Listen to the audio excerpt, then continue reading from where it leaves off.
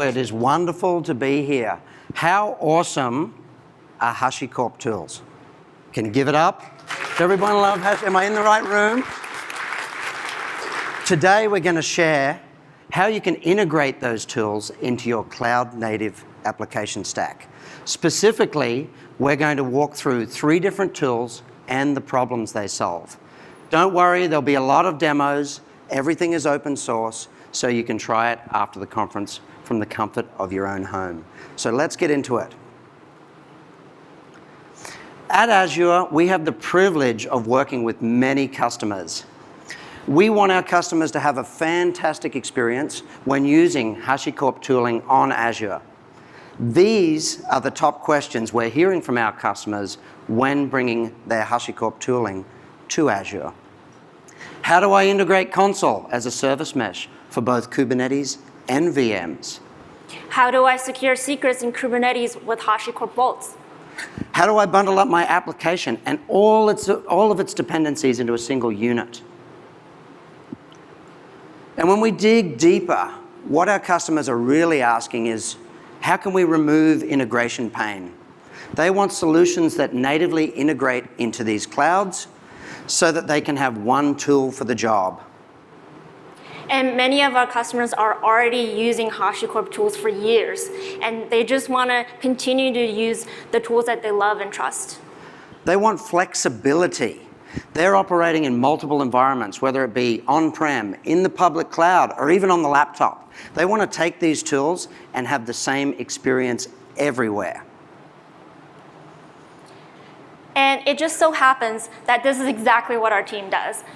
We're part of the open source team at Azure, and we design and build open source solutions for our customers and the community members alike.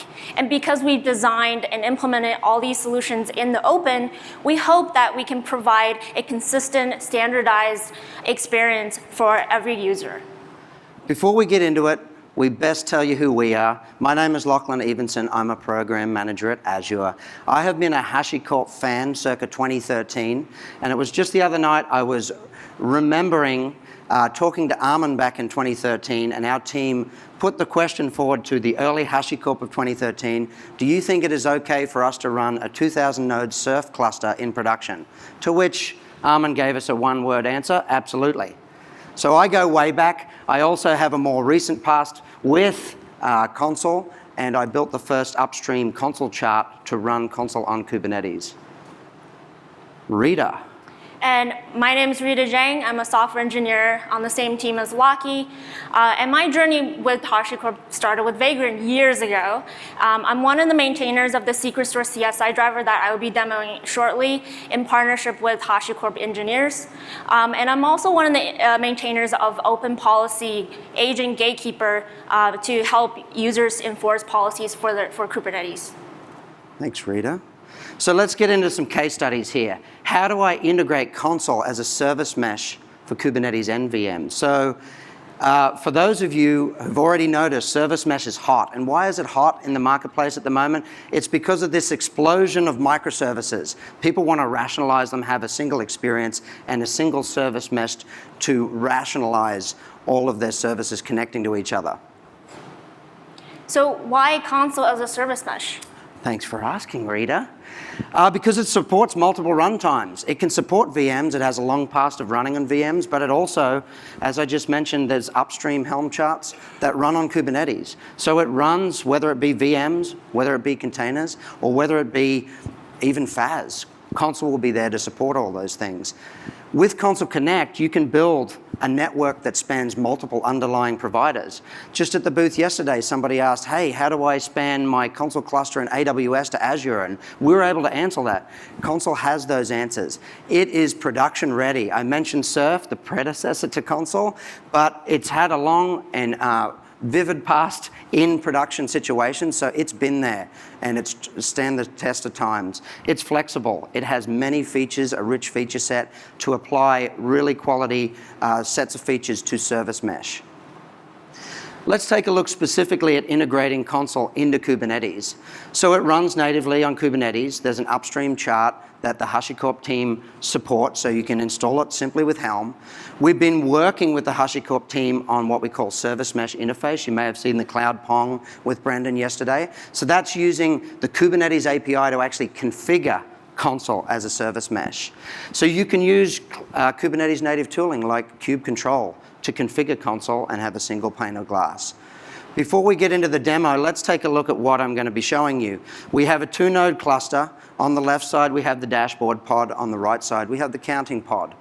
We have Consul connecting those, and using SMI via the Kubernetes API, we are going to configure intentions which allow the dashboard pod access to the counting pod. There's a link down the bottom. You can follow that along at home, the SMI spec. But what this looks like on Kubernetes, if we take a look at this resource which defines our access policy, if we go down to line 10, you will see sources. Sources are a service account in Kubernetes, so we're using Kubernetes native primitives, but we're configuring Consul. That's the power here. So the dashboard service as a source. The destination on line 6 is the counting service as a service account, and we have the specs down in line 14, which defines what traffic. So with this policy, we are going to allow TCP traffic from the dashboard service to the counting service. It is that simple. So let's see it in action. Okay, so you see our pods up on the top left. On the right-hand side, you will see the Consul UI. You will see that we have no intentions configured. And we will pop over and show you the dashboard, which cannot currently connect to the counting pod. We are going to install the SMI controller, which reads these resources and translates them to Consul. And then we're going to apply the policy that I just showed you. Down the bottom is the log file for the controller. So here we see that same policy definition that we just shared that says destination counting can be reached via TCP from the dashboard. Let's use kube control to apply that. That has now been applied. If we pop back over to the dashboard, we should see that it is now indeed connected.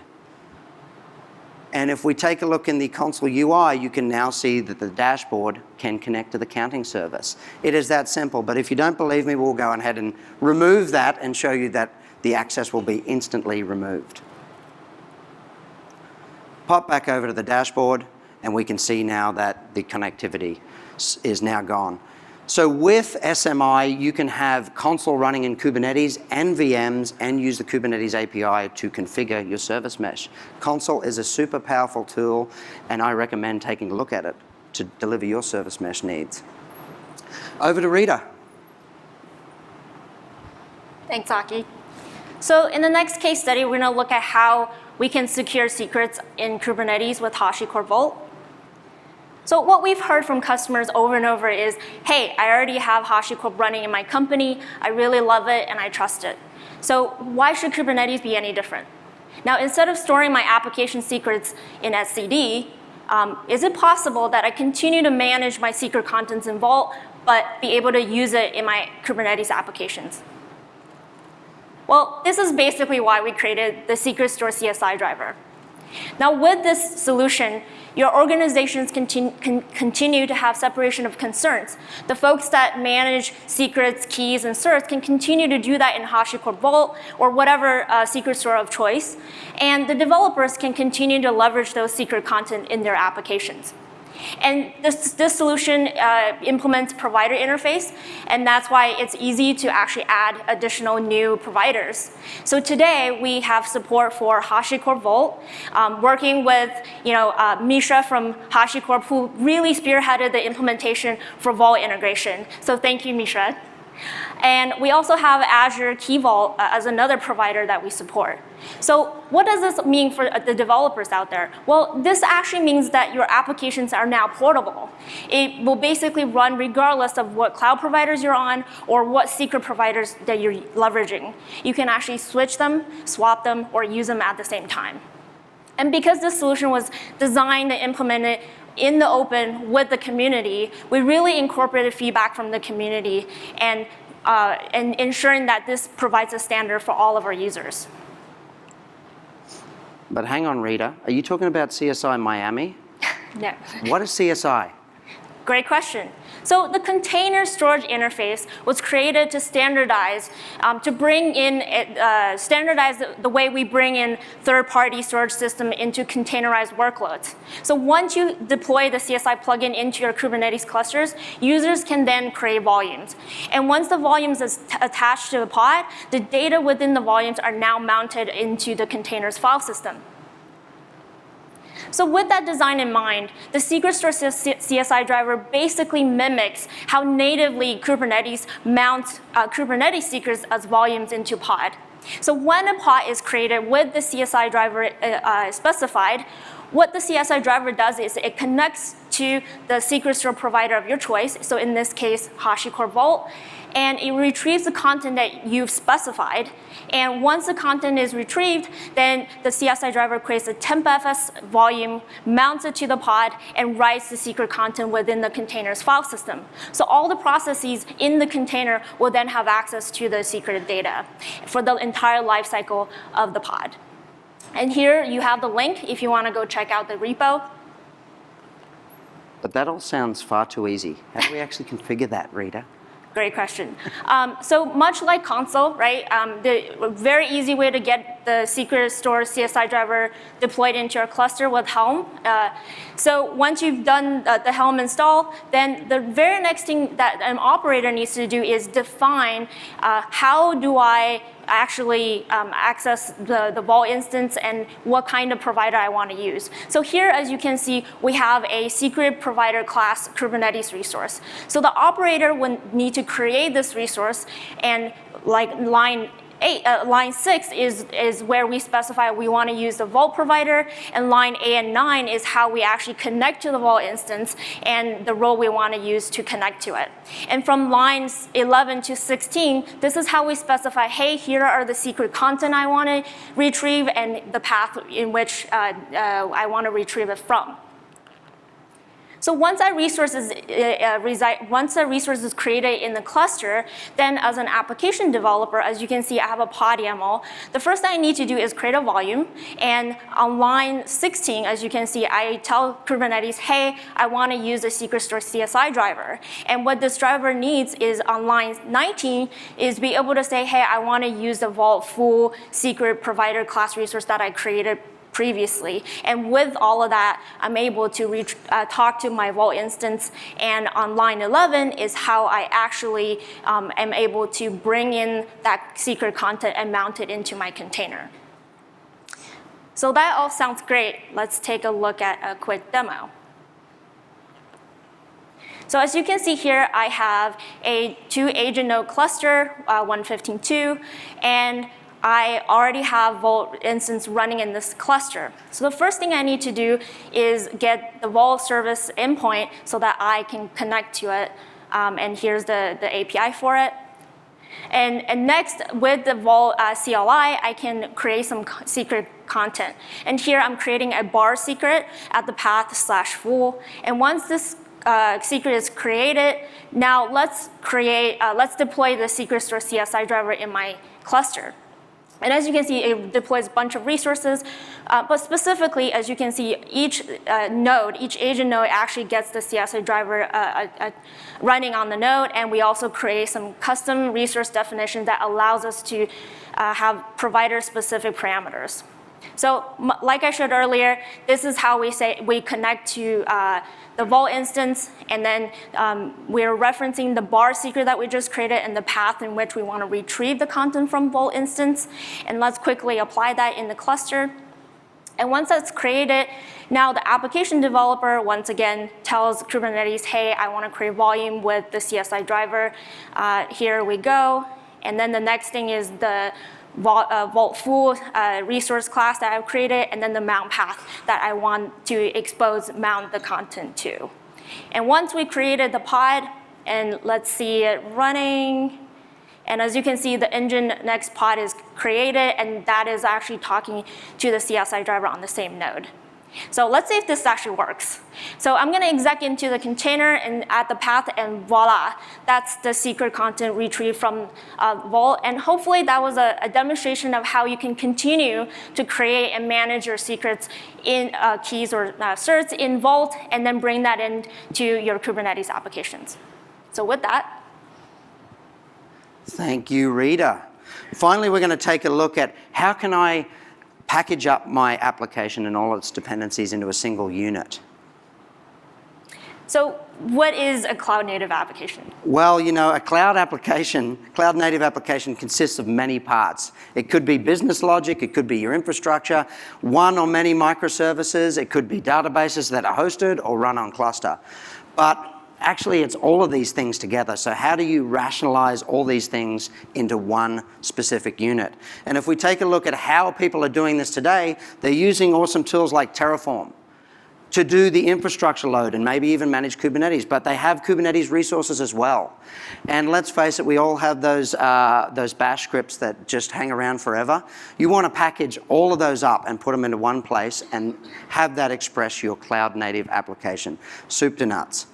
So this is exactly what cloud native application bundles is for. So take the tools you already use, apply the configuration and credentials that you already have, and distribute them via existing mechanisms. And when we say existing mechanisms, that's a fun word to get your tongue around. We're talking things like containers and VMs, and how do we rationalize this out? So we built a tool that talks about building and creating cloud-native application bundles. So we have a tool called Porter, and its role is to make this very, very easy. So we can package up your apps, smart bundles out of the box, so we can talk to things like Terraform, Helm, those random bash scripts, and then wrap your operational verbs, install, upgrade, uninstall, into one seamless integration. Well, that's enough of me talking about it. Let's go through this whole demo and we'll build something on stage today. But what are we going to build? We're going to create a bucket. We're going to set up Terraform to use that bucket as a remote state backend. We're going to deploy a Kubernetes cluster and a hosted PostgreSQL database. We're going to deploy Spring Music app, which represents that monolithic Java app that we need to put on top of Kubernetes, connect it to that hosted PostgreSQL, and we're going to do it all on DigitalOcean. So let's get into it. All right, so we're going to run a Porter install. We're going to have a look at this command and all its features. First, we see we're specifying a tag here. You can run this locally or from a Docker registry. So that reference is actually a Docker image that's hosted in Docker Hub. We have our credentials, which is our access to the DigitalOcean APIs. And finally, I want to take a look at the parameters. So we're feeding in these parameters. Specifically, I want you to remember the last one. The database name equals Spring Music DB. We're going to bring this one up later. But let's follow the thread. Run the install. We'll see we're going to create the S3 bucket. Once the S3 bucket is created, we'll do a Terraform init and set the backend there. Install the provider plugins, and then we're going to run a Terraform apply. Now let's have a look at that Terraform apply. Have a look at the variable. We're passing in that database name again, Spring Music DB, and we're creating the cluster. Let's have a look at one we deployed a little earlier. We're going to use Porter to have a look at one that's already deployed. Porter instances list, we have the Spring Music created 18 minutes ago. And if we look at that, we can actually get a little more detail from it.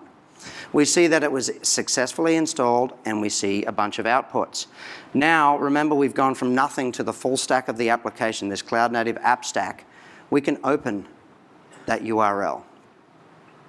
And here is our application. What do you think, Rita? Wow, that almost looked too easy. It almost looks too easy. Can you show us how that works? Absolutely. So let's take a look. Here is the directory structure. So we have a Docker file in here. This is what the bundle consists of: charts, Terraform, and our random bash script, wait for IP. We also have a porter.yaml.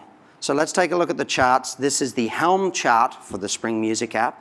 And let's take a look at the Terraform files. Here are the TF files to actually create all that infrastructure on DigitalOcean. All familiar, all tools you already know. This is nothing new. We've just put them in a location and we package them up. Let's take a look at the porter.yaml. This actually contains all the metadata about how we want this thing deployed. We see some metadata around the name, the container image that it's going to be stored as and tagged. We see these mix-ins which allow us to call out to things like Helm, Terraform, or even do a local exec for things like our special bash scripts. We will now go down and have a look at the install verb and take a look at that. I'm a little ahead of the demo, but that's the way it goes. Okay, So we take a look at the exec as part of the install, which when we were doing the install, it was create an S3 bucket. We see what's actually happening under the hood here. We're running S3 CMD, passing those arguments. Some of those arguments are coming from the parameters, some are coming from the credentials. So you can also see the Terraform where we set up the backend config, also coming in from the parameters and credentials. And we're setting the database name, which I asked you to remember, because this is going to be important when we run Helm. We want to connect that Spring Music app. We're grabbing these outputs here and then feeding them into the next stage as input parameters to Helm. So our database access that came from DigitalOcean is now fed out of Terraform into Helm so that we can connect the Spring Music app. Finally, we have our beloved bash scripts, wait for IP, and another exec script that actually goes out and grabs that public endpoint so that we can hit it in the outputs. So that's it. Now we're going to have a look at actually bundling this up and pushing it out. So if we do a Porter build, we're building this locally just like a Docker build, and here it is. We've built the local version into a container, and then we can publish it. Here we can see the container name that will be pushed to Docker Hub, and we can see the parameters, the outputs, and the credentials. What do you think? Wow. I know that works locally, but what if I want all this to work with my CI? Well, if you've used GitHub's actions, it makes it super simple. Here's a GitHub action that says on push, I'm actually going to do a Porter publish, which is going to push this up to a Docker registry, meaning that the dev next to me can also have this Spring Music app. Let's just bump the version number, check it in, and then we're going to push it up to GitHub, and we'll watch that action fire and publish it out. Commit. Great commit message, as always, update, very informative. Pushing origin master, there we go. And now we're going to go and have a look at the GitHub UI. We take a look at the action which is passed, take a look at the log file for that. And right down the bottom here, you'll see it build. It'll run a build and a publish, and we can see that this has been tagged and pushed successfully up to Docker Hub, meaning that somebody else can have access to all this goodness that I've bundled up. Finally, we can actually generate a UI using the Porter YAML. So here is an Electron app for those who don't want to use the CLI but want to have access to this cloud-native app stack. We can actually generate an Electron app based on the porter.yaml. So we can see we have an install operation here. Let's click on that. We can see the variables are all there, and we can actually go and fill them in, and the credential sets are there as well. So again, a great experience for those who don't want to get their hands dirty in the CLI or are not comfortable and don't have these tools like Helm or Terraform actually installed on their machine. They are all packaged up and locally available inside that container runtime. So that's it. That's everything you can do with CNAB. Take your whole app, soup to nuts, and roll it out onto DigitalOcean in this case. Thank you, Rita. Well, there you have it. 3 different case studies. What we've shown is all these tools were built in the open, working with our partners and in the community. And by doing so, we can ensure that we have native integration, we're community friendly, and definitely no vendor lock-in, right? So what does this mean for you? Well, right after this keynote, we really think you should go try it. And we look forward to your feedback on GitHub. And please swing by our booth. And we are definitely looking forward to seeing you in the community. Thank you very much.